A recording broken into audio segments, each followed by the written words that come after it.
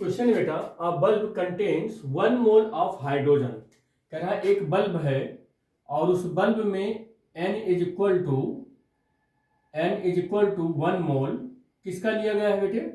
Hydrogen का लिया गया है, हाइड्रोजन गैस का ले लिया गया और mixed with 1 mole of oxygen gas, और इसमें ऑक्सीजन गैस भी ले लिया गया N2 is equal to 1 mole, N1 N2 equal to, और ऑक्सीजन गैस ले लिया गया, एक मोल लिया गया है दोनों का, और टेम्परेचर इसका T ही रखा गया है, टेम्परेचर T ही रखा गया है।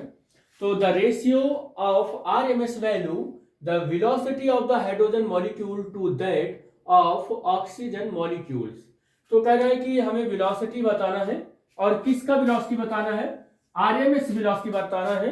RMS वेलोसिटी हमें पता है VRMS इज इक्वल टू √3 और KT/3 RT/m, ये कैपिटल M रहेगा।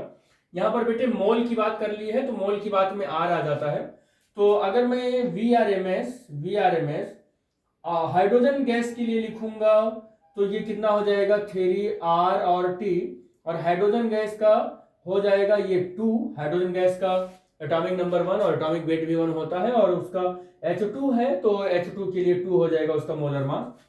और अगर मैं VRMS ऑक्सीजन गैस के लिए लिखूंगा तो ये हो जाएगा 3RT, और बाई ऑक्सीजन गैस का 8 कितना होता है O16 और O2 है तो ये 32 हो जाएगा।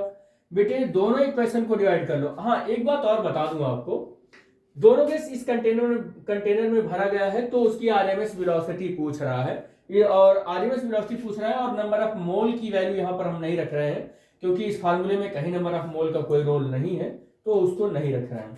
यहाँ पर देखेंगे 3RT कैंसिल हो जाएगा, और VRMS ऑफ हाइड्रोजन, और बेटे कितना हो जाएगा VRMS of oxygen is equal to √32 upon कितना हो जाएगा 2 हो जाएगा, और ये रेशियो अगर हम देखें तो 16/1 √ और रेशियो 4/1 आ जाएगा।